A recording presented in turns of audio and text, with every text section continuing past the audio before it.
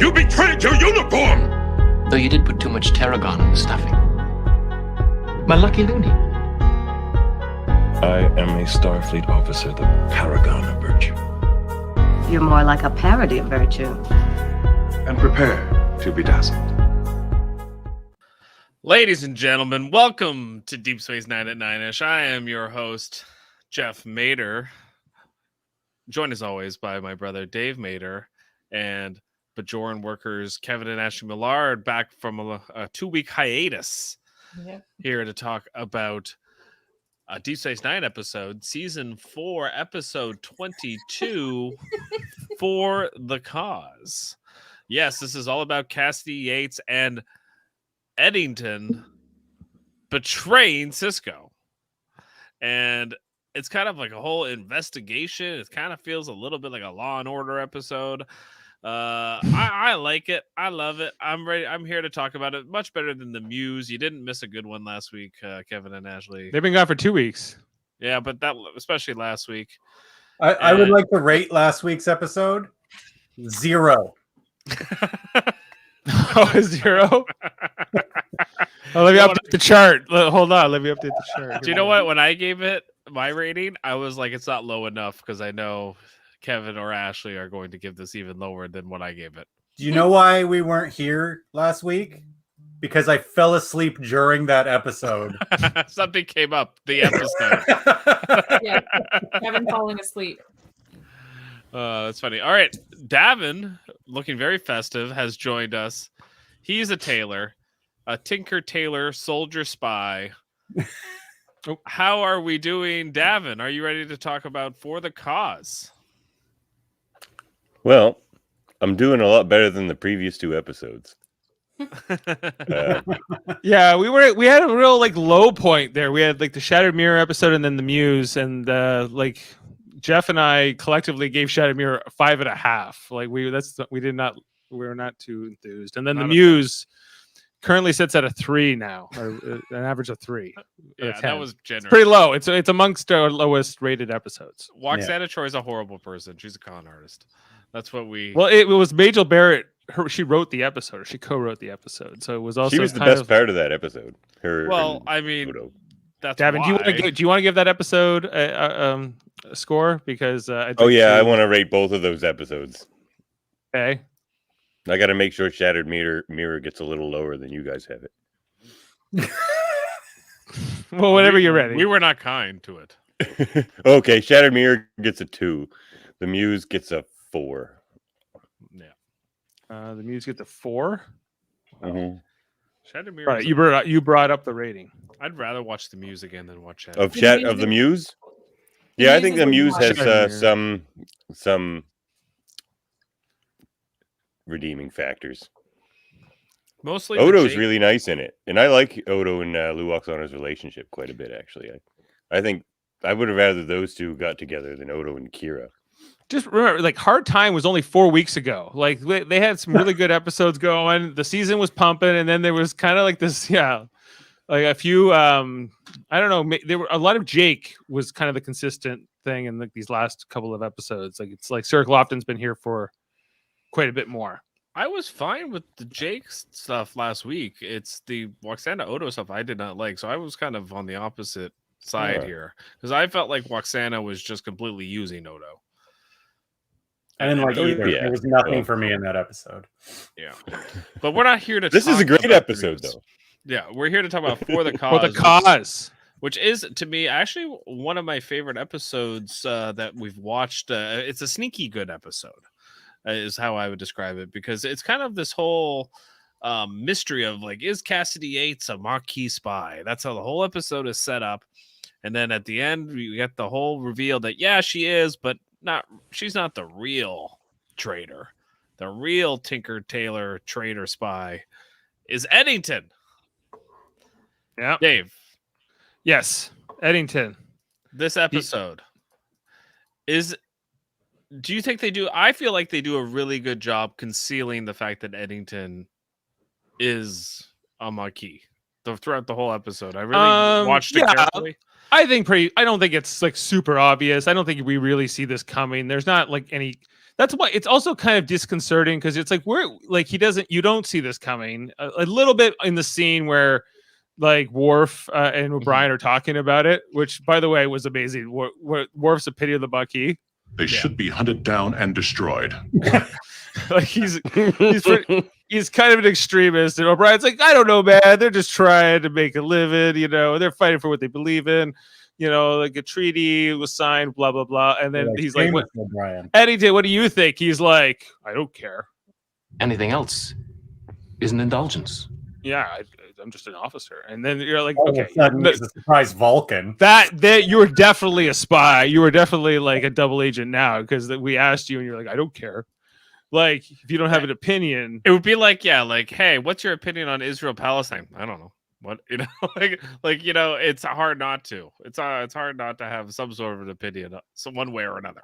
He may not want to share it, which was kind of really what was going on there. It's like not having an opinion and being in the Israeli Defense Force. Right. Right. Yeah, he's in Starfleet for that matter, and he just was here like, to do my job. Just here, you know what? They tell me to go drive a tank, I drive a tank. They tell me to go help people out, I do that. Why doesn't Odo catch Eddington first? Why is Odo works right near him, and Odo doesn't see this coming either? And Cisco takes this personal. And Cisco will own this anger for a long time, right? I think the reason why Eddington strikes home so much is because he had let the Cassidy Yates of it all cloud his judgment and cloud his. He says it at the end of the episode that he's the one that's responsible. He's the one that's in charge of everything here. So if Odo didn't catch it, he doesn't catch a lot of things. Let's face it, he's not the best security officer. He's a good after the fact. He's a good cold case guy. Great detective. Yeah, he's a really good detective. Well, I think as a detective, he could see if he was kind of partners with Eddington, right? Yeah, but he like literally tells him to leave, and Odo's like, huh. Yep. But all those Starfleet officers that were under him, like Lieutenant Reese and all those guys, they were idiots too. They don't see this coming. No, they are. There's a whole bunch of great allegories and metaphors throughout this episode to like real world command structures that I really, really like. But Kevin and Ashley, can you speak a little bit to the fact that kind of what Dave's referring to here is like how they kind of show how people in a line of command kind of operate and don't question things and don't really have they kind of are trained to have Eddington's opinion that Dave played. Well, Eddington is at this point second in command of the whole station, right? No. Well, he takes command from Kira By Phaser. Right. Yeah, by but Phaser. With her gone, he's now in charge. So at this point, he's second in command. So of course they're going to do what he says. There's no, and I mean they've got this super secret mission, and they're not going to think anything's up at all. Well, then he did it well, Jeff. To answer your question, like Eddington, he plays it well. I think that this was a great twist. I think this was like one of the first ideas. Like, okay, this guy's going to defect to the other side. And we're going to see this betrayal. And I think it was smart writing. This is a Ronald D. Moore teleplay. This episode deserves a lot of kudos. I think this was a real return to form for the season. I think that, I got some nitpicks with it. Just that, that Eddington hadn't been around for quite a long few episodes, but it doesn't really matter because he's been set up. He's been established for long enough that this payoff is worth it. And then we get some amazing acting out of Avery Brooks in some scenes, especially at the end where he's like, I don't give a damn what you think. I don't give a damn what you think of the Federation, the Maquis, or anything else. Right? He's like, I'm going to see you. I will see you standing before a court-martial that'll break you and send you to a penal colony where you will spend the rest of your days growing old and wondering whether a ship full of replicators was really worth it. Was really worth it. I love the way he says that. There's a bunch of things here that throughout that whole speech, actually, I don't know if you have the speech that Eddington kind of says right before that, but I'm going through that whole speech with Eddington, and I'm like, yep, you're right. You're 100% right. He's not 100. They're not 100% right. I don't fully side with the Maquis because they are attacking shipments and things like that. That is like the Federation's trying to send aid to the Cardassians, and they don't like that. So that they are at odds. They are. But this is. But what you want to view the Maquis as like terrorists, or as like even an independent state. You know? One person's terrorist is another person's freedom fighter. Right. You know, and you could act like the Maquis are, in their minds, they're freedom fighters. They all right. So the Cardassians of the Federation drew an arbitrary line and basically said, "Hey, your homes are now Cardassian homes. Get out." And they're like, "No, we're not leaving, and we're gonna fight for our homes." Is basically the whole premise of the Maquis. But the Maquis are scumbags because like they even sold Cassidy Yates out in this episode, right? Like they were like, "Screw you, Cassidy Yates. You're gonna be you're gonna take the fall for us. You're gonna go to prison, and then we're going to steal these replicators and do whatever with them, right?" We're like, thanks for the aid, by the way, though. yeah. Thanks to you. That was solid. That you were risking everything to help us. And the thing they mentioned once, and like the Maquis don't like to talk about, is that they all moved into a zone they knew was disputed. It's not like their home became a disputed zone; they moved into a disputed zone. Yeah, it was always it was always a tenuous situation. So they should have expected that maybe there was going to be a possibility in the future. They should probably evacuate, but I don't even think Eddington's from there. I think he's just like an idealist who joins up with these guys. I don't know. A lot of them seem to be like that, the Maquis. Yeah. I think a lot Cal of them... Hudson was Yeah, his friend, he's already been through this with Cal Hudson. If he was ever going to give anybody the benefit of the doubt on the Maquis, it was going to be Cal Hudson, and he couldn't even get there with him. So he's like, fuck you, Eddington. Like, I'm coming after you. You are over. I am going to see you court-martialed. Right, but like the point he also makes, Dave, is that like you guys are worse than the Borg. You're insidious. You try to pretend that like you're trying. You're worse than the Borg. Yeah, that you're on our side, that you're really trying, you really care about us, but then you draw these arbitrary treaties and you go, well, those are the rules of law, so we have to, they don't really, they kind of just follow orders a lot of the time, Starfleet. They just go, well, a bunch of people in a room on Earth decided that this is where the line will be, and right? Like, he's also like kind of a dick because he's talking about like you even want the Cardassians to join the Federation, and like to him that's like disgusting. Like you can tell he just hates Cardassians. I think that's why he joins up. I think he's meant to be like this white supremacist kind of allegory of like screw the Cardassians, they're our enemy, and like and the Federation's whatever. We're just gonna be like this kind of like militia that's like out on the frontier doing whatever the hell they want to do, right? And say, even though the Federation would say like, yeah, come back to Earth, it's nice, it's paradise, and then he's like, nobody leaves paradise. Nobody leaves paradise. Everyone He's a simple tomato farmer. in the Federation. Yeah. Kevin and Ashley, do you guys look at this as like an allegory that like these guys are bad guys and we're supposed to only look at this kind of like from the pro Starfleet point of view? Or are we supposed to kind of see Eddington's point of view at all? Because I don't know. The more I watch this, the more I'm always like, yeah, like I kind of see where Eddington's. Well, O'Brien gives the better opinion, right? Yeah, but like O'Brien's a Starfleet officer that's like not leaving. Like like Eddington's got family and he's got a personal stake. Somewhat friends and family that are Maquis. He has a more personal stake, and I think O'Brien, if he had that same personal stake, would fight for it too. No, I think during the series we're supposed to feel some sympathy towards the Maquis. Like it's as Star Trek usually does. It presents things in a way that is not necessarily resolved. Like it's up to you to make up your own mind.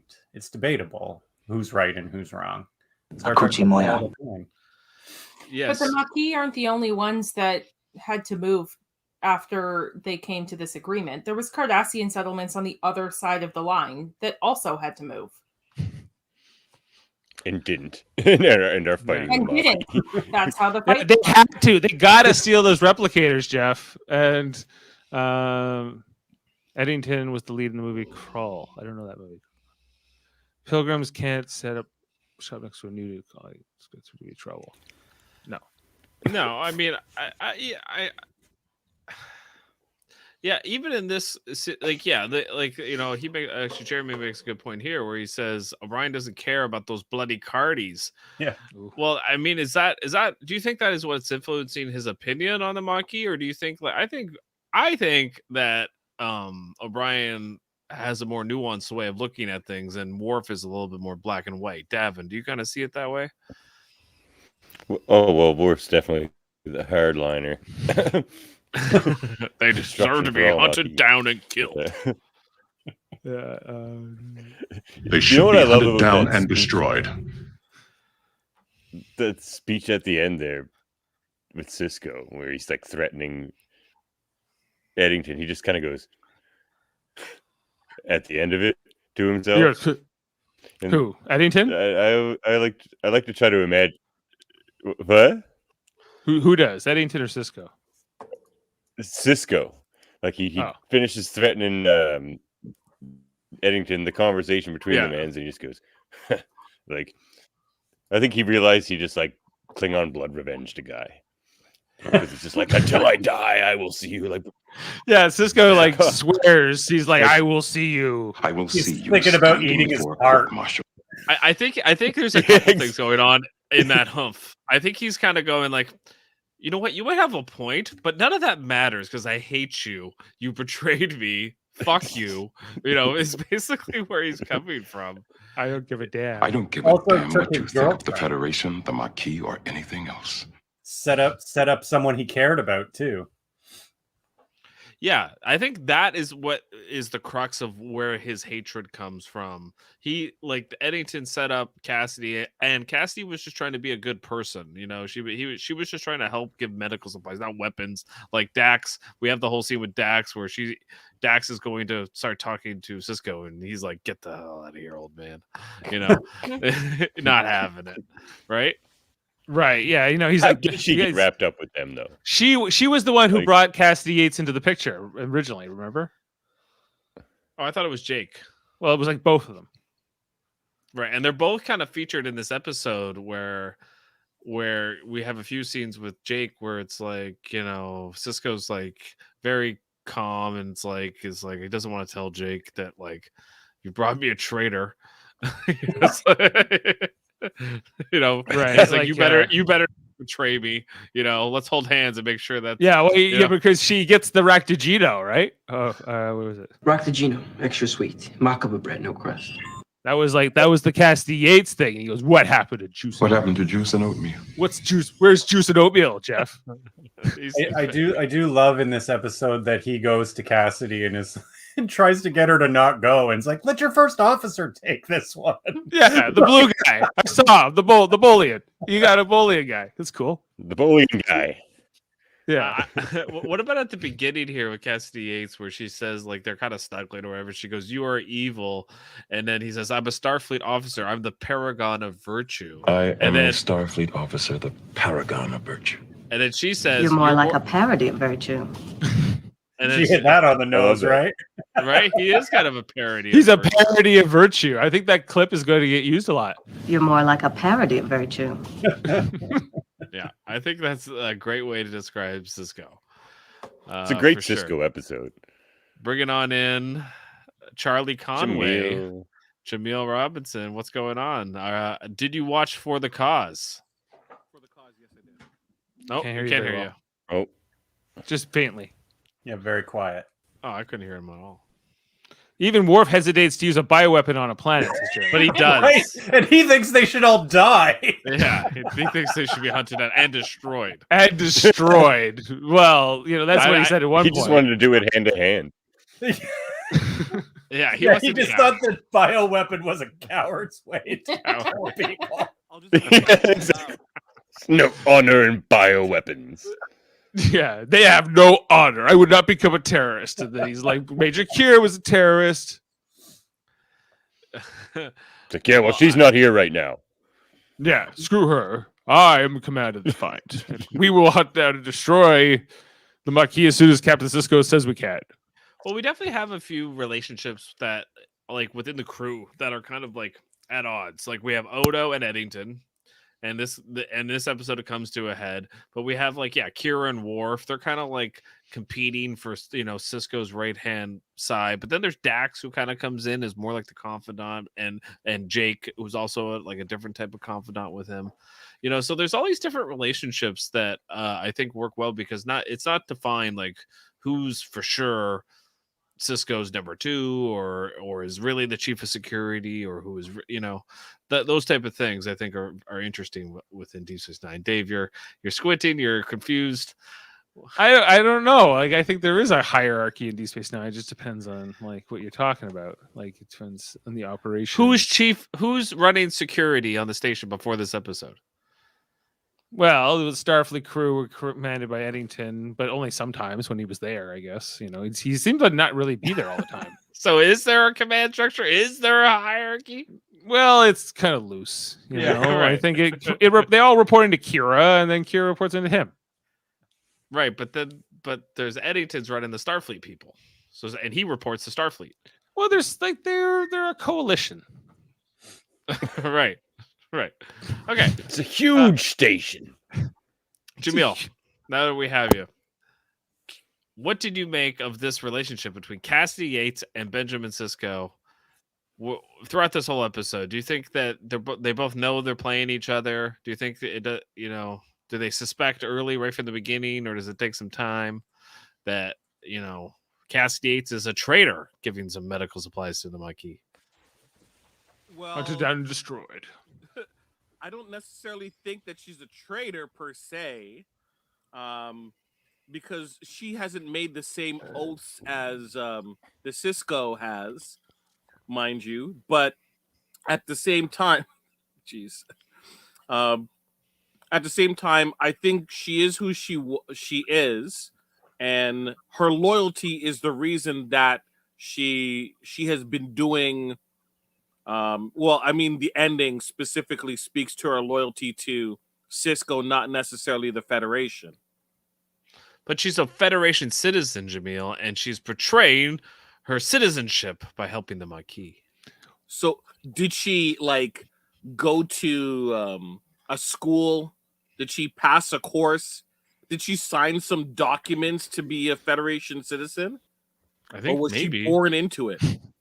I don't know. Was she born into this, Dave? Was she born in the darkness? I was born in the dark, and then I came to the light.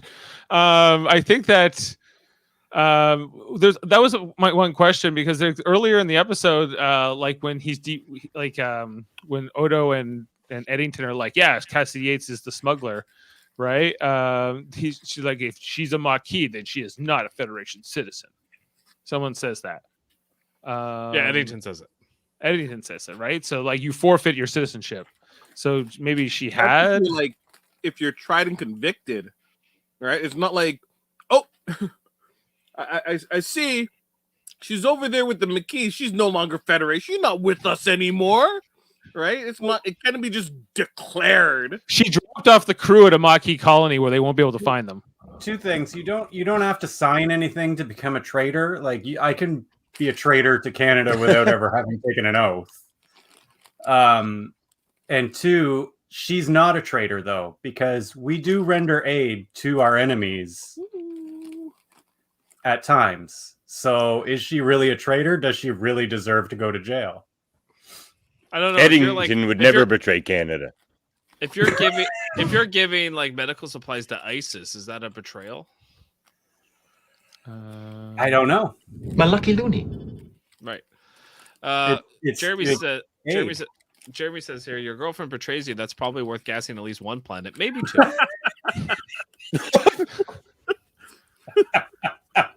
I think it's at least two. I think you do the first one, get the first anger out, and then second planet, it's just for funsies. So, Commander, I said launch torpedoes. Once you have a taste for it, it's really hard to stop. Right. So get that ball rolling. So we're saying that if selling, what about selling weapons to an enemy faction? That make them traitors? Weapons? Yeah. Sure. Okay. So, but real life is different than science fiction, though. Oh no, I mean, because we let that go in real life. Yeah, but we should. We should have That let is it go. true. Yeah, The like Federation wouldn't do that. like the Americans funded the Nazis in a lot of ways. A lot of American companies, right? Were they called traitors? I mean, they should be probably, There but should be. but we're not. You're right. We don't. But reality ain't that Reality, wacky. reality knocks. Yeah, so that's what I kind of like about this episode, though, guys, is that we get a lot of these different, like, oh yeah, that's true about real life, and in a science fiction way, you kind of get to play with these different metaphors and these different ideas of betrayal and what's right and what's wrong and what you should and shouldn't do. Like, why is what Cassidy Yates does is an okay betrayal, but what editing does is an unforgivable betrayal. She was just getting food and medical supplies to the poor children probably, or something like.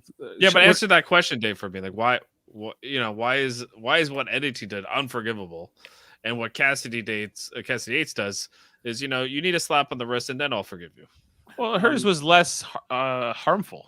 Like, He she betrayed was the more- uniform. She was doing the same things editing was. She was lying straight to his face while he was questioning her over certain. Well, things. there was the betrayal, yes, and there was the lying, but it was also a matter of like the crime itself. Editing's crime is more severe. He What is betrayed the uniform. What's his crime? your uniform! What's his crime compared to Cassidy? He Yates? stole the replicators and the ship. No, he didn't just steal the replicators. He created a conspiracy to get the commanding officer off the ship, commanded military personnel to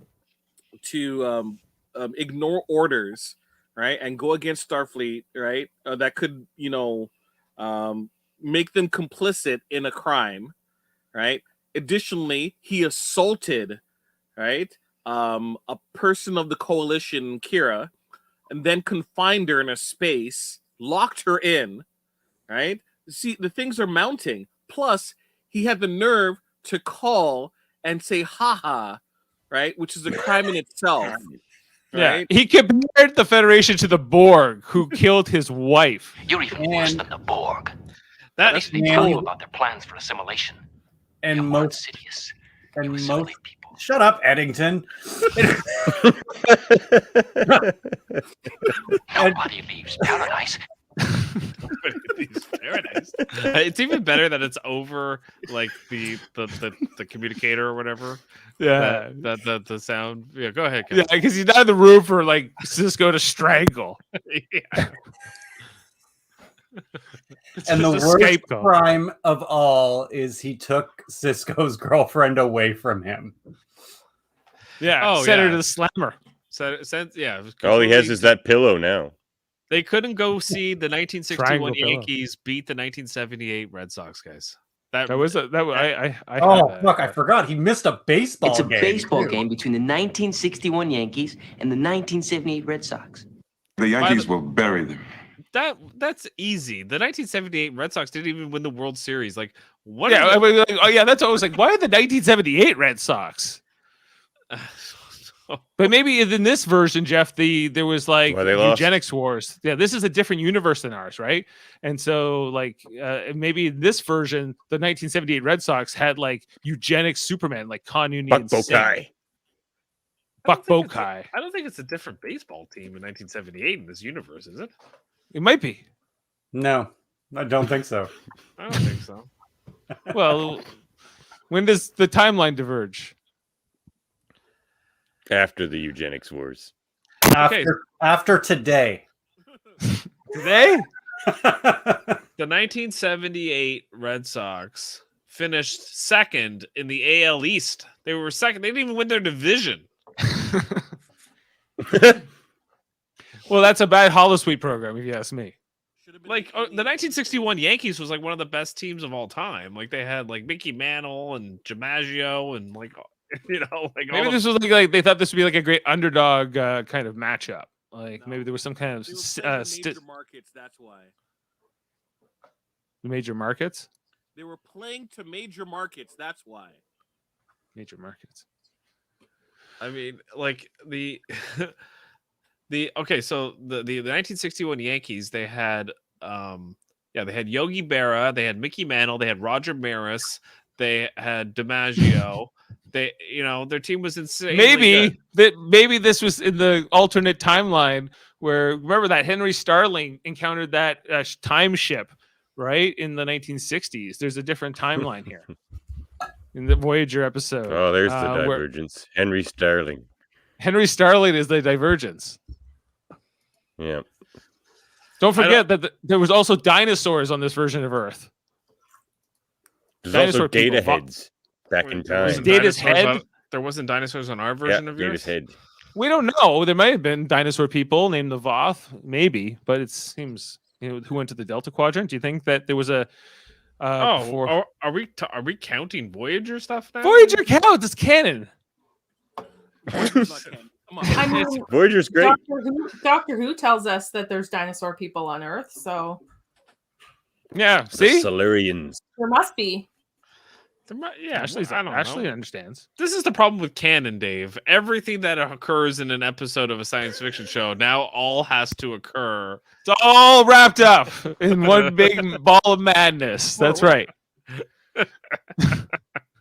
I'm just glad we're not talking about baseball anymore. We moved on. Okay, let's talk a little bit about the Garrick Zial of it all, where Garrick and Bashir are watching Kira. I don't even know who she's playing in some sort of weird version of squash. It's like some kind of like racquetball game or some spring ball or something. I don't know, but it was kind of a weird visual. Like the court looks cool, ball. but like their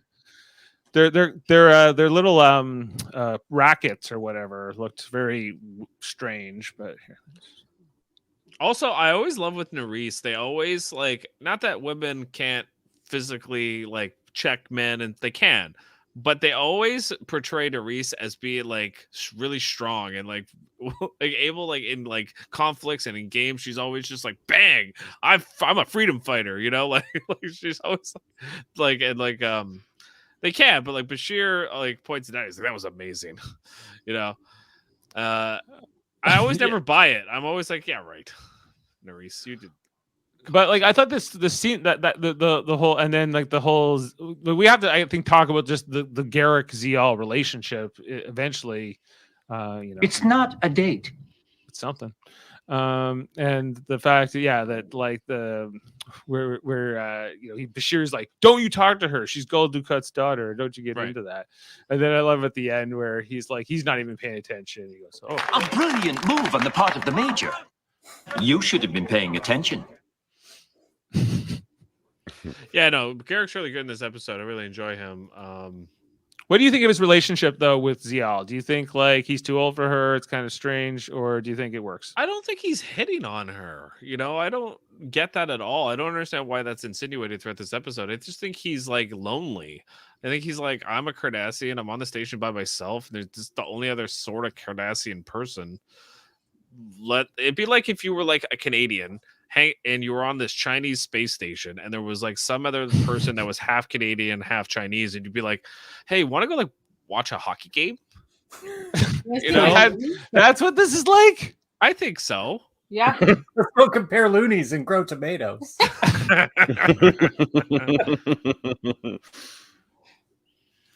you know how hard it is to grow tomatoes?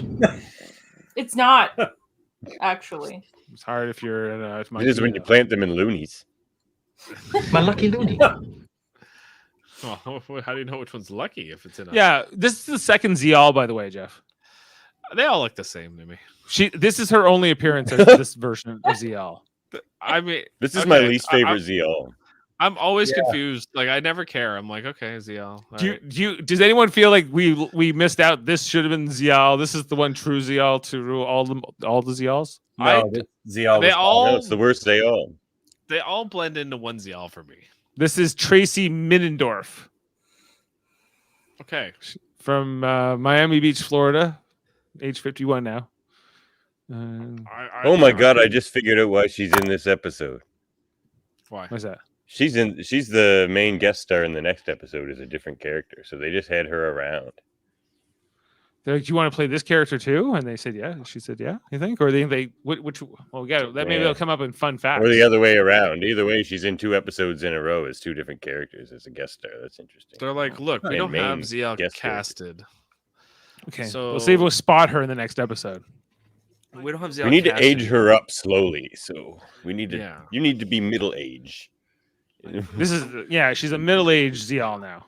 They make a point to kind of like, oh, that's Goldicott's daughter. Like they had to like say that line specifically because there's no way you'd be like, you would be like, who's that person? I don't know who that person is because obviously it's a different person. I don't know. I'm just like, it's a Bajoran Cardassian. I'm like, okay, it's Zial. It's all Jeff sees. He's like, Cardassian person. Before we started doing this podcast, I had no idea that there were more than one Zial. I didn't care. I didn't care. I never pay attention. Sympathizes with the Maquis. I sympathize with the Maquis. The Federation don't care. They don't care about the consequences of their actions, Davan. Yeah, they're insidious. They're like trying to assimilate them, like the Borg. Root beers. Root beer. That's right, and racquetball games. Why is the Federation so obsessed with the Maquis? Okay. What else should we move on to? Should we talk a little bit about the Jake Cisco relationship here a little bit quick? You mentioned before, no more oatmeal and stuff. He's making this weird drink with like weird bread that like turns into peppermint foam. Right. Roctagino, extra sweet. Macabre bread, no crust. And I think he goes on to say, well, the bread, it tastes like, I don't even know. It's undescribable macabre bread, you know. And then you put the foam in or whatever. He says it looks gross, whatever he's eating. Like it looks foam tastes like weird peppermint. And I love how much he does it. Like Cisco does not give a shit. He's like, "What are you eating?" Oh, okay. Cassidy, not oatmeal and orange juice. Cassidy Yates is betraying me right now. I don't really care so much about. He doesn't even know what the edited thing yet. It's gonna be so much worse, Jake. His mood after this. It is gonna, because well, that's kind of the question he asks. Is like, something happened between you and Cassidy? He goes, not exactly. You know, he's like, if you want to talk, he's like, no, I don't want to talk with you about this. Yeah, he's like, this is not appropriate to bring you in on this right now. So, Jaemeel, what do you make of this relationship? Is Cyril Lofton bringing much to the table here, or is he just kind of bouncing off Avery Brooks? Yes, we got the hold in the hands. This will never change. It can't change. Don't betray me, Jake. Can't change. It can't change. Won't change. It's a nice moment, but it's just a moment. Like, I don't think it's like really important to the episode at all. I don't think we learn anything about their relationship whatsoever. I just read Davin's. I think that's accurate. Yeah. I'm not the only one, and Kevin, we're not the only ones. Yeah. We need a new tasket. Yes. Everyone know Klingon coffee's good. It's probably strong. It must give you like a real caffeine boost. That would be my guess. Yeah, let's talk more about the food, because I think that's the more important thing about this scene. You have a whole universe with different flavors. The different flavors from different places, they commingle and they create new taste or familiar taste. Bajoran rotamba stew over spinach linguine. Biggity bam, right there. Perfect example. Now, they didn't have a scene of them going to the bathroom, so I have to assume it was a positive outcome from that meal. And prepare to be dazzled. See? Yeah. Also, what's up with the station? Like, they don't have like filters to prevent smells from different rooms from going down the corridors. Like, what's up with that? They should. I'm with Jaemeel on this. Like I like the innuendo of their dialogue in this scene where he's like, my neighbors are insidious. They say that they don't like the smell, but they really want to just come eat the food and whatever. And like they're like, oh, that's how devious of them. But they're actually being devious with each other in the scene about what's going on with their secret mission to her to like get away with what her smuggling and him to catch her. Yeah. You know what else there could be on a curling station, Jaemeel? A curling rink. That could be interesting, but I think they would more likely have it as a holosuite, not necessarily as a specific place in the station. I would just imagine the strain in for the environmental controls. Plus, the amount of an ice maker. Yeah. Well, wouldn't it go against from the design of Deep Space Nine? Like they like Cardassians like warmer temperatures, so having a place that is like an ice room would be very difficult. Which brings up another thing for me, slight detour. Mm-hmm. Why doesn't Cisco have like a room for situations like this where he gets a holosuite and it's just basically a room filled with plates and stuff where he could just trash it, right? Whenever he gets screwed over. Yeah. Cassidy! He had that room, but he's growing peppers in there now. Yeah. Yeah, he's like, I'll show him how to grow sometimes breaking plates isn't enough. You got to gas a planet. Yeah, I mean, that's a tip for a tat. I mean, Hey, Jeff, my buddy wants me to join his curling team. Should I do it? I've never done it before. Like, legit? Yeah. Yeah. Yeah, you should. All right, I'll do it. All right. That was easy. It's a good sport to get into because you can play it for the rest of your life. So, and it's a good thing to do in the winter. And it's better than darts. Better than darts. Its darts are nice and it's cool. Yeah. So why is there a squash place but no, there's no curling place, Jaemeel? I mean, why is that allowed? I assumed that was a holodeck. Sorry. You think that was the holodeck when they were sitting on? Yeah, it could create stands. Yeah, I could. Okay. Your mic sucks today, Jaemeel. Yeah, it's hard. It's you're... I'm in transition. Oh, that's better. That's better. Yeah. I just have to yell. Hello. It's better now. Then you did something. Okay, I did nothing. All right. Kevin, I don't need another waiter. Kevin, actually, thank you, Dave, for that great segue. I was going to talk about the Quark Garrick scene when Kira comes in to threaten Garrick about hanging out with Zial, and then I really enjoyed the whole Quark back and forth of it all. Where like Quark is just trashing Garrick through all of it. He's like, "Oh, you showed her," because he's used to getting his balls busted by Kira, right? And this time it's Garrick's turn, and he's just loving it. He's standing up there, like getting just fitted for his suit. He's like, yeah. Kira would do this to me tomorrow about something else, right? So, yeah, and not only that, like completely unacceptable. The best part for me is like when like Garrick goes, actually, I felt a lot better after Kira roughhoused me or whatever, and he goes, really? Well, if only her plan was to basically, double the logic on you. Yeah. Quark's like, yeah, but she's probably thinking about you thinking about that. He's like, what do you mean? What do you mean? Yeah, no, that's the one thing I don't buy about this entire episode, actually. Sorry, go ahead, Davan.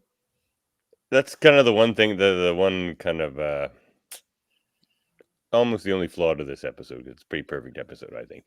But there's no way Garrick doesn't think that deep already about these things. I think like for him to be surprised at this extra layer to a story, it's just, I would expect Garrick to be actually like 4 layers deeper than that and trying to figure out which is the right one. Like Garrick seems a little off his game. Yeah, yeah, a little thrown off. I think that's kind of like the parallel here. Like Garrick's kind of off his game because Cisco's off his game because of Cassidy, and then Odo's off his game because of Eddington. Like all these different characters are kind of off their games and would be on top of these things, but they're kind of like, their egos are too involved. Does that make sense? The crime happened. Odo because was of those totally on his lapels. game. What was that, Kevin? Sorry. I said the crime happened. Odo was totally on his game. Well, yeah. I mean, he's a cold case guy. We know this. We've established this already. But isn't the fault Detective Cisco Odo instead of should not have Constable. left the station? Yeah. Well, that's the thing. You're right, Jaemeel. Like, he's not really in charge. You know, like Eddington's the guy in charge, and this, I think, actually kind of probably made Odo feel good. He was like, "See, I should be in charge all the time. This is bullshit." Right? Only person that would have been harmed was whoever was standing right beside me. Right beside him. Yeah. By the way, I think if anybody should be the most pissed off at Eddington, it should be Kira. Yeah, she was. They didn't show her outrage. I'm sure she was not happy. She was more pissed off about Garrick getting to know Zial than Eddington shooting her in the chest. Listen, Garrick, you know, and I look at Is that clear? As Tabalian glass. Good. Good. You better be. All right, Davan and Dave, you know Star Trek better than most. Is Tabalian completely made up for that line, or is that an actual thing? I'm not familiar with Tabalian glass before this reference. I feel like it's made up. Neither am I, but I just love how they always make up a fresh alien race for like every item they want to describe. Like whether it's like that eagle or whatever that goes really fast. Like, yeah, that's one of my favorite Star Trek isms. Yeah, there's a bunch of. You haven't heard of Tabalian glass. Hold on, that's pretty clear. That's really clear. I mean, you don't get clearer than Tabalian glass. We're not talking about Bajoran glass or Cardassian glass. Yeah, this is the best a super glass. good version of everything in the universe, and people only talk about those. All right. Yeah. Okay. Dave, is there anything you want to talk about with the Eddington here? And you have all the sound bites, and you know he's telling them to open your eyes. Yeah. Captain. Why is the Federation so obsessed with the Maquis? Our quarrel is with the Cardassians, not the Federation. Jaemeel, I don't know if you were here when we got into a lengthy debate about the Maquis and the Federation. I'm more on Team Eddington and Team Maquis. The rest of, I don't think anybody else is. Are you on Team Maquis? Or are you on Team Cisco? I'm on Team Diplomacy. Diplomacy. Okay. He wants to sit down and talk. That sounds like Team Federation to me. Better negotiators. Federation has better negotiators. They don't have Eddington. Should have had better negotiators because that was like just chopping the bit. Go ahead. No, I was just saying, like, did anyone else? My favorite Eddington speech is the one he gives to security officers. He's just like, so we're moving the replicators onto this Vulcan ship. Oh, yeah. And by the way, we're going on communications blackout for the next 4 hours. Yeah. Carry on. And by the way, I'm inviting the second in command to this room right now. Dismissed. You're not going to see her again. Don't go in that room, by the way. Don't go in there for at least 4 hours. I love that speech. You're in charge.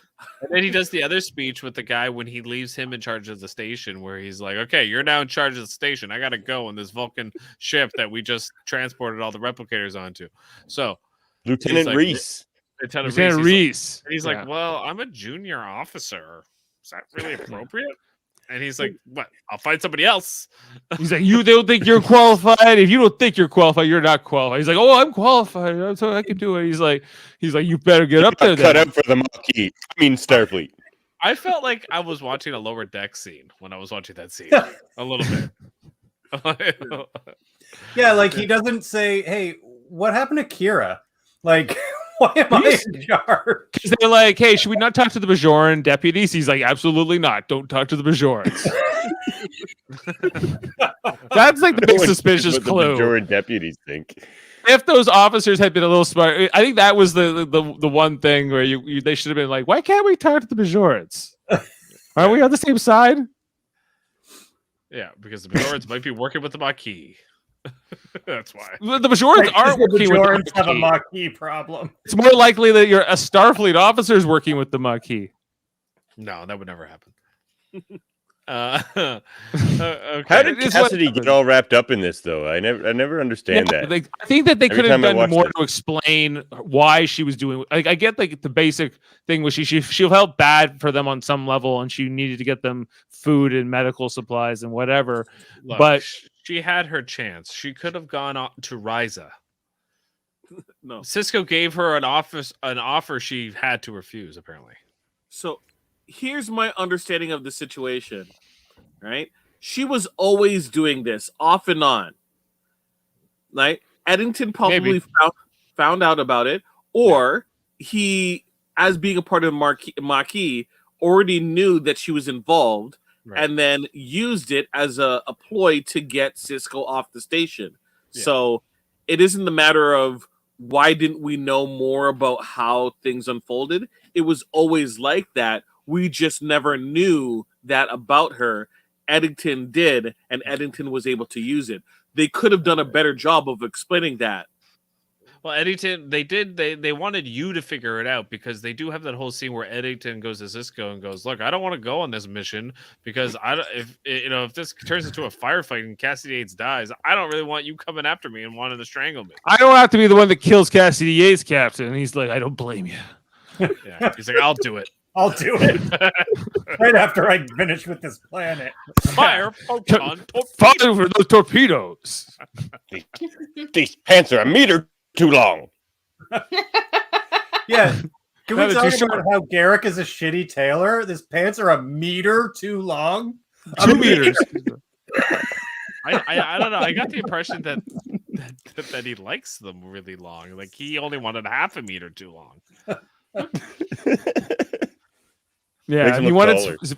specific lapels. He was talking, I want these lapels to be out. I want this. And he's like, listen, man. Like, I'm thinking about people trying to kill me right now, and I don't really care about your clothes. You know? Yeah, make them look good, he says. All I wanted them was to do, I didn't want you to make them try to look them bad. All the time I thought you wanted me to try to make them look bad. And they're just like ripping each other, right? I always like Garrick and Quark. I think that they're always a good duo. Yeah, they should have done like an episode or two with them, just like where, like, yeah, they get into mischief on their own. Yeah, because they do work well together. Because yeah, Quark is like one of the guys that can kind of see through Garrick's like veneer and is the way he's able to kind of manipulate the common person. Quark's like, oh, I know what you're doing. Well, Quark is a witness to Garrick like murdering a guy. Remember, like he killed him with the phaser. He vaporized the guy in the cargo bay. Yeah. So like Quark like has like he knows he's seen Garrick commit murder and knows this, and he's just like, yeah, Garrick, make my pants longer, man. I think Their best episode together is when Quark tries to hire him to kill him. Yeah, that hasn't happened yet, right? That's still to come. Oh. I think that's still that's going to a great happen. Yeah. That's a great episode. Oh, that is so great. Yeah.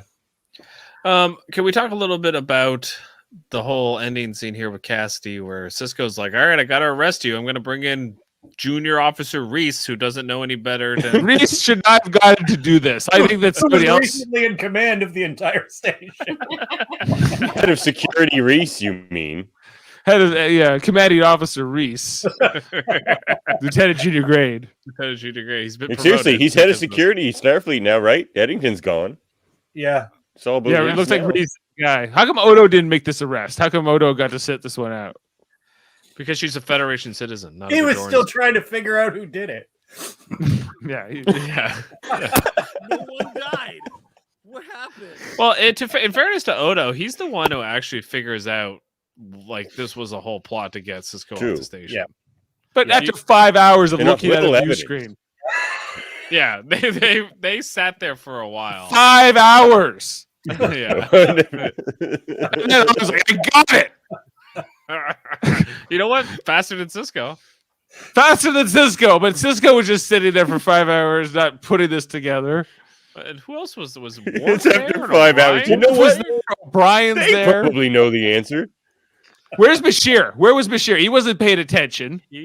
I wish Bashir was a little bit more. How come he wasn't commanded ops or Dax for that matter?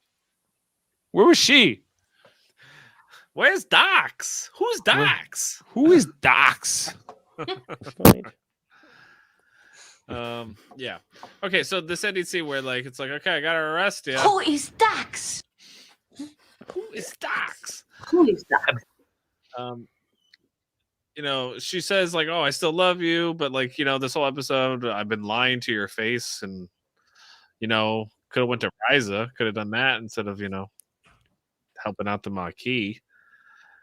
She had her duty and he had his. What did you think? What did you think about that whole scene where he says to her, "Let's go to Riza"? Like, is that all a test? He knows she will say no, and it's like He's hoping he can get her out of it. It's a desperate plea for him to try to like find a way out of this, and she doesn't go for it. And even if she had gone for it, it was probably too late for him to do this anyway. But he was trying to maybe like, I don't know. Why was it too He's late? going to go ahead and betray his uniform for his girlfriend. Right. Why was it too late? Well, he was just going to run away in hope that like maybe that something would not happen here. But could he have been scene. more honest? Could he have been more honest before though with Cassidy? Been like, look, I know you're working the Maquis. Stop this. It was not his duty. He's still a Starfleet captain at the end of the day, and he has to kind of like play this a certain way. However, if he had done that, Eddington would have never gotten away with it because she wouldn't have gone and he wouldn't have left the station. That's right. Thank you, Kevin. Well, what would I think Eddington still would have done this. He would have just he would have called Cisco and Kira down to the. He would have shoot them both. Shoot them both. That's all the difference. Would have been a boom boom. Yeah, just boom boom. So, yeah. He would have stayed. He would have walked one more meter back and just would have been like a little further away, so the other one can't catch. Could have him. done the wide beam. Even feel like that might have been an easier plan than the one he hatched. Yeah, it is a little convoluted, guys. It's a lot easier. Yeah. Right, because he had to get the Defiant and a whole bunch of the officers away too. Right? Yeah, Worf would have found him and. Yeah, you couldn't do this if Worf and Dax. Yeah, he would have had to call a whole meeting and shot everybody. Right, that's a lot more complicated. Worf would have hunted down and destroyed him. Yeah. Well, yes. He is a terrorist. Would hunt them down and destroy them. They should be hunted And not a down and Federation destroyed. citizen. Death to the enemy. Okay. Yeah, like I mean, for me, like this whole relationship between them is kind of like interesting because, she basically blatantly lies to him for like this whole time. Yes, she's like her heart is in the right place, but she's not really, very truthful with him, which is it's hard to kind of, see how Cisco can forgive that because that's Cisco. Let's face it, doesn't really. Like that kind of stuff. He surrounds himself with people who are just like that. Yeah. Who that are what? That are kind of morally, well, she's not morally dubious, I wouldn't say. Agile. But like Jeremy said, morally flexible. Morally flexible. Okay. Yes, but he doesn't Like, want he you gets in the lying bed to him directly when he's Yeah. questioning you. He doesn't want that. No, I guess not. But he gravitates towards these characters like Garrick and obviously Cassidy, and he seems to be drawn to these characters, to these people that are useful. Even He Dax. seems to not like the Doctor as much because the Doctor is inflexible morally. Yeah. I'll be putting this in my log. He's like, yeah, whatever. And see, like for me, I really like the Doctor. I really like Bashir is one of my favorite characters on DS9 because he's one of the only people that will go up to Cisco and tell him he's an asshole and for what he's doing is wrong. Yeah. Like whereas the rest of them will fire the quantum torpedos. Yeah, Worf's like, no problem.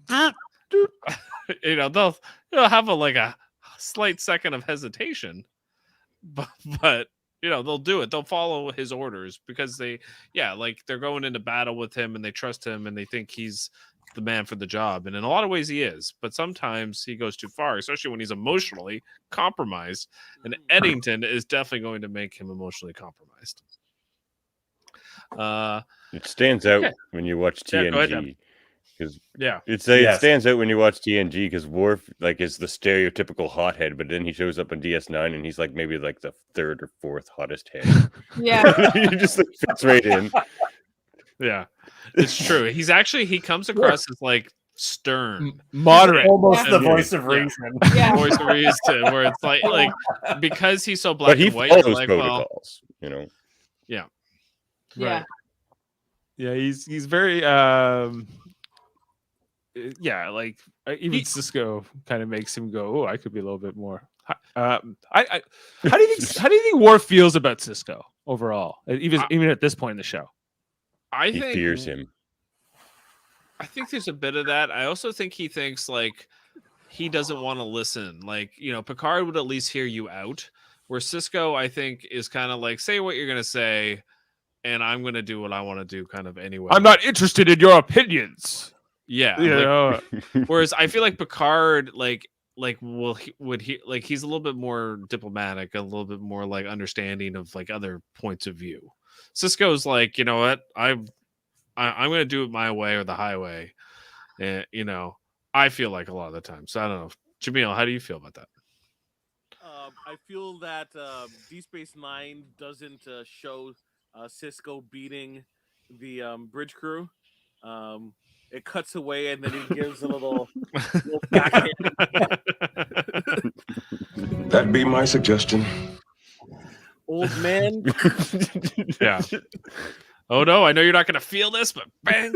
I feel like Worf's inner monologue on the Enterprise was like, "Come on, Picard, like ramp it up. You got to do a little more. We got to Yeah, you gotta be a little bit more And aggressive. then he gets to Deep Space Nine, and his inner monologue is, "Whoa, Cisco, like pull it back. Yeah. You're a little extra." Ease up, bro. If you have something to say to me, Yeah, say like- it. Like shit, you're intense, and I killed my brother. Yeah, Cal Hudson, man. Like, Do I look like I'm ready for your side of the story? That's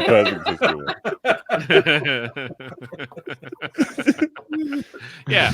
Whereas like Picard's like, what is your side of the story? Oh, that's interesting. Okay, what about you? Yeah, no, for sure. Are you contradicting me? Okay. I think we are ready to go into fun facts, Dave. I think all right, double F. we've said what we wanted to say about this episode. As far episode. as a recap goes. Okay. But there's actually only a few fun facts, Dave. Okay, fun factus. Okay, this is Tracy. The rest are Mid- fun. Tracy Middendorf's only appears as Zial, as you mentioned before. The first was Sia Batten. She played Zial in Indiscretion and in Return to Grace, and in Purgatory Shadow, Melanie Smith assumed the role and appeared 5 more times. This is the Zial who The best sucks. Zial. Yeah. This is I'm okay with this Zial. I think they should have given her one more swing. But they, No, she was terrible. Okay. I'm No. okay with the Zials. I don't care what Zial is. Yeah, I don't. I not. Yeah.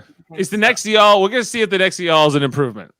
They're all Zial. She is. Yeah. ZL3's awesome. Okay. I think she's the one I Is she got 3 Zal? think of Zial. I think Zial 3 3 is Zal. probably the best one. The one that gets Yeah. killed. Yeah. Zial, 3 Zal. Yeah, she's 3 all. Okay. 3 Musketeers. First on-screen appearance of the Bajoran game of Spring Ball. Okay, so it is a Bajoran game, They've referenced it before though. but it's not like a Federation game. It's So it's just like but like the tennis paddle's on your hand and you just like slap it. pretty cool. You know, and you can push The one people. with the Velcro, where you have the pad with the Velcro and the tennis ball. I don't think that has a name. No. Yeah, the one in the 90s where you threw like the ball. Yeah, there's like, like the red, and it was like there's, the like pink oh, and yellow, and you I got the had big those. Velcro. Yeah, they kind of went away, but Yeah. they were a big thing for a while. Zial mentions her grandfather, Ducat's father, who was previously mentioned in the season 3 episode Civil Defense, where it is implied that he and Garrick knew one another. And Yeah. apparently was a lot cooler than Ducat. But he killed him, tortured him to death. Yes. Yeah, but he still liked him more than Ducat. Oh. Yeah. Okay. No one likes Ducat, really. No one likes Ducat. In the opening scene, except Ducat, he's the biggest Ducat fan. In the opening scene, part of Cisco's pillow talk with Yates includes his description of himself as a Starfleet captain as a paragon of virtue. The same phrase also used to describe a Starfleet captain was used in the original series in Mudd's Women. Oh, there you go. Yes. That's it. Yes. Bajoran Springball is. I amazing. am a great. Starfleet officer, the paragon of virtue. Okay. Among the clothes seen in Garrick's tailor shop is the costume worn by Martus Mazur in Rivals. I didn't pick up on that. I didn't pick up on that either. Okay, and yes, we already mentioned this, but the origin of Garrick and Gul Dukat's hatred for each other is revealed. Garrick tortured and killed Dukat's father. Oh, that wasn't revealed until this time, I guess. Okay, so this episode reveals that. Yeah, so it's kind of odd that she does want to hang out with him just because of that. She don't remember Grandpappy. Yeah, She doesn't know him. He was a he was dick the worst. anyway. Her dad Ever- left her on a green penal Yeah. colony for dead father and was was going to kill her. Yeah, Yeah. was going to kill Her her grandfather's whatever. So no, she's also not allowed back on Cardassia because they will ostracize her. yeah, she's Yeah. well, she can't, but she can't seem to go to Bejor either. So are they really ready for Federation membership? Well, that's a part of what might come up on Debate 9 about the Bajorans and the Cardassians, but we'll leave that Ooh. for the cuters of Trek. Didn't we do that debate 9 already, Dave? Maybe. Yeah, maybe we did. I thought we were Ratings. there for that one. We might have done that one. All right, Okay. moving on to ratings. Jeff, what do you give this episode? 8.3. Okay, I'm going 9.2. 9 9 even. Ashley? 8. 8.5.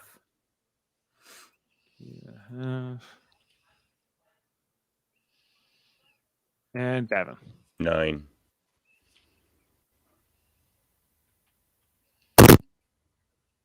Nine. I was wondering how long it was going to take you to fix that 9, Dave. Trying to fix it. Yeah, sadly, there was no 47 reference in this episode. Good. Very sad. Not that sad. This got an 8.7, guys. We're back to form almost here. This is like as up to rules and engagement level quality. Ashley, did you want to rate any of the previous episodes, or Jaemeel, or Yeah, Hard Time is a 10. Hard Time's a 10? Great episode. Oh, that brings that up to a 9.9. Shattered Mirror, I'll give a 4. The Muse is Very a 1. generous. 1? Yeah. Yeah, I had a 2.5, and they went. I gave it a 0 because it's a 0. You would give it 0.1? I was so bored. Like it's such a boring. And I'll- it's not only is it a boring episode, but it's creepy. It's gross. I'll give Shattered Mirror. Yeah. Yeah, it's a 4. Not only is it creepy, it's creepy for me on both storylines, both A and B story. Like the Roxana thing Yeah, is, I feel so sorry for Odo. I'm like, Odo, Yeah. what are you doing? Like, It just feels like a bunch of sexual predators on an yeah, episode. yeah, that's Gross. exactly what that episode is. And What like, you saying, Jaemeel? You giving a 5 to that episode, Shattered Mirror? All right. Okay, so The Muse has got to be the lowest one ever. It might be the worst Star Trek ever. it's a bad one. It's because they Bad. let Majel Barrett write that episode. That was not a good idea. no. Rene Echeverria, he got stuck with that assignment. Poor guy. Okay, I think that's everything we needed to say here for this episode. It's a good one. I enjoyed it. I liked it. But so what do we have coming up next week? We have To the Death. Is this the Javert episode? No, it's No. way too early. Like Oh. we won't see Eddington come back next week. Like that, Oh. they would do that if it was Star Trek Discovery, probably. Oh, this is a Jem'Hadar episode. Oh yeah, this is when they go into the Gamma Quadrant to Get the chase Iconian gateways. It's a pretty good episode, right? Yeah. Yeah. Yeah, it is. Yeah. They team up with the Jem'Hadar. I think this is and it's the first appearance of Wayun. Mm. So Yeah. Jeffrey it is. Combs. Yeah. Yeah, Jeffrey Combs, Wayun. This is the start of that I whole. would've thought I he remember was that the- being a pretty good episode. Yeah, it's good. Okay. Cool. My favorite Jem'Hadar is in it. You guys have a favorite Jem'Hadar character? I like the one in the episode who didn't need to catch herself white. That guy. He was Yeah, pretty- me too. Me too. He was a pretty good performance. Yeah. I like the There's- guy who yeah. talks to Dax in this next episode. Yeah. We'll I also I'll like pay the attention to third that. Ometaclon, was it? The guy the one that was not able to, they wouldn't promote him. The Oh, board right. wouldn't Yeah, he comes promote him. later. Yeah. Yeah. The one he's like, I am the third, and I will because I challenged the Vorta. And Yeah. Yeah. Yeah. Yeah, he's pretty good too. Yeah, he's good. Right on. Yeah. Jeremy Coffin saying that's Wayun 1. Yeah. Yep. It's actually Wayun 4, Is it actually Wayun 4? Okay. but it's the first one we meet, so The you can first call one me we Wayun meet. 1. That's still 4. That's pretty early. Only 3 other died before him. Yeah, so Cool. he's been around. There's been a lot of Wayuns. A lot of Wayuns. Under You know what else suspicious that- circumstance. Yes. You know what else there's a lot of, Dave? Podcasts here on Live Long and Podcast. Can you tell Sure us are. what we have coming up on both Live Long and Podcast and Super Made of Rose podcasting? We got all kinds of great podcasts going on, Jeff. You wouldn't even believe it, but you will because you're on a lot of them. We got tomorrow night on Super Mater Brothers Podcasting, our other channel. We are going to be doing the Survivor 41 finale. We'll be on about 10:30. Jaemeel and Jeff and I covering Survivor 41 for the last however many weeks, 13 weeks, I guess it's been. The season's coming to the end. We're down to the final 5. And there will be no Cork. He will not be there. But I'm excited. Are you guys feeling excited? Woo! Okay, yeah, we're talking Survivor. We're gonna see who the winner of Survivor is, and then on Thursday we're going to be doing our Star Trek Discovery recaps. Episode 5 of Star Trek Discovery season 4. It's called it's the examples. It's called, and so we're going to be talking about that. Ashley, I hope you'll be able to join us. And No, I have Adam, to work, unfortunately. But Did I'm it- staying up to date. I've watched them. okay, well we'll get the ratings. And the Philly storyline, we'll see. Yeah, there's a lot going on in Star Trek Discovery. Big things last week, and we're going to see the fallout of that and talk about that this week, Thursday. Check it out, Star Trek Discovery podcast. Plus, I'm going to be on Davan's podcast talking about X-Men, the animated series. What are we talking about? Heart's failure or something? Heart's virtue? What's the episode? Captive Hearts. Captive Hearts. Must leave. Episode.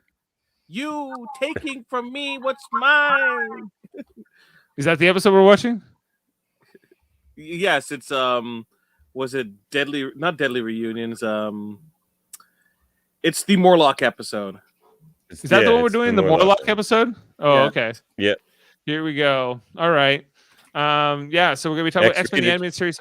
Yeah, is over on Davan's podcast. Where can we check that out, Davan? You can check that out wherever you get your podcasts, or if you want to look at myself and my co-host Andre's faces while we talk, you can check us out on YouTube or Facebook. Check or her out. Twitch. They're all up in those interwebs. And then what else do we got going on? Saturday we're going to be talking about Spider-Man No Way Home. I think pretty much that's kind of the plan right now to do it. Talk about it Saturday. Is that's coming out on Super Mario Bros. Podcasting. We'll be talking about that one. And then this Sunday, did you know we're going to be doing our next installment of Star Trek Radio Theater? Do you even know? I know. I'm playing Jordan. Sunday. Sunday. We're all playing somebody. Everyone here is playing somebody, Yeah. and then others coming in. So this is our season 2 finale of Star Trek Radio Theater. If you're here looking on the visual on the streaming version, I'll be Picard, and then we got Jaemeel playing Beverly Crusher. I'm excited for this.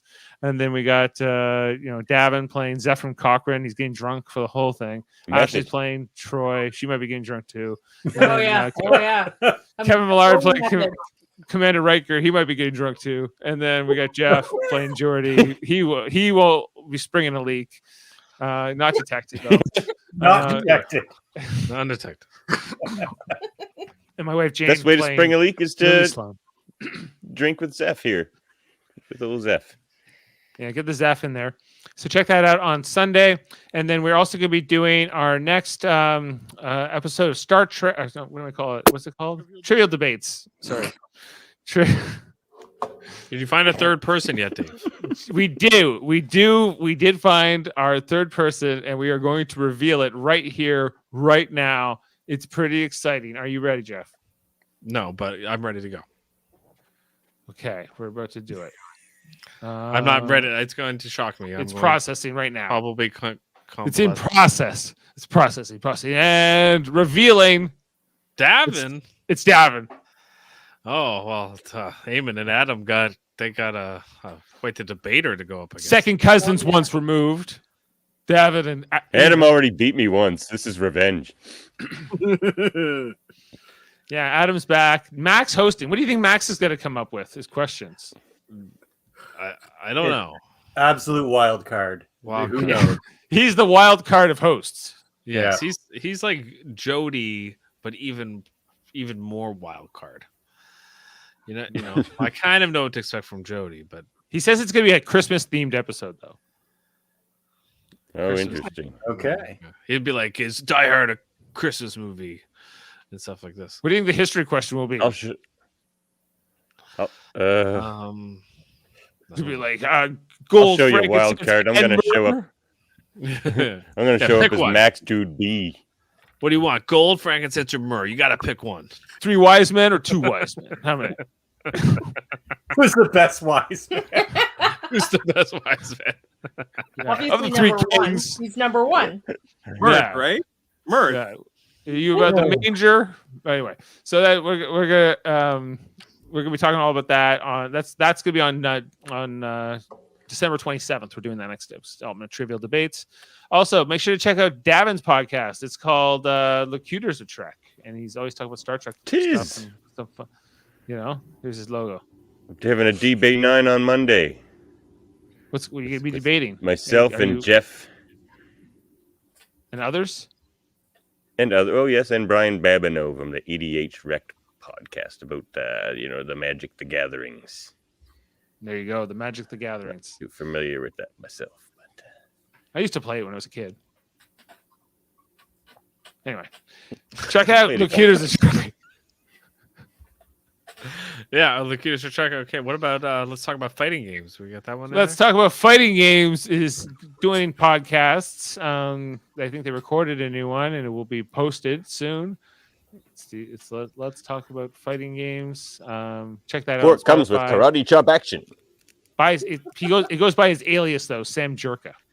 Did we mention the Beatles podcast that we just did last night, Dave? No, we forgot to mention that. We also forgot to mention the Enterprise podcast. Well, nobody's gonna watch that. It's got a great intro. It's got an amazing intro. I am impressed with the intro. There's an intro? Yeah. I gotta look at it. Yeah, it's sweet. Not that intro. Nobody watched the actual show. Who's gonna watch the show about the show? It's a good show. Davan watches it. We even have a new show. We have a new intro video. We showed it last night, and we're gonna show it here just to promote the podcast. Check that out. It's called Enterprise at 8, or sometimes we call it Enterprise at 8. Kevin Millard's on it with me. We never call it that. and Adam Woodward, Jody Simpson. Check it out.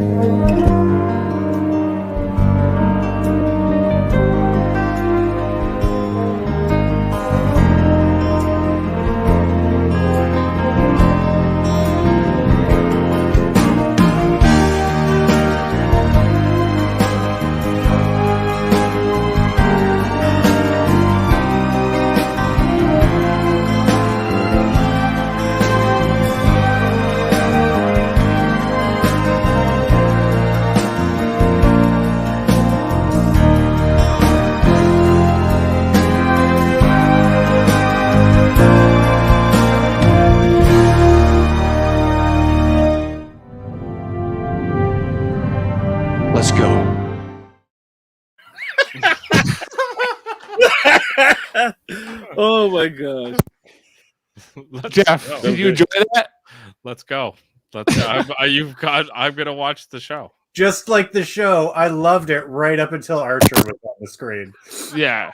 Oh. He really soils it at the end, and I really love it. He does not get me excited.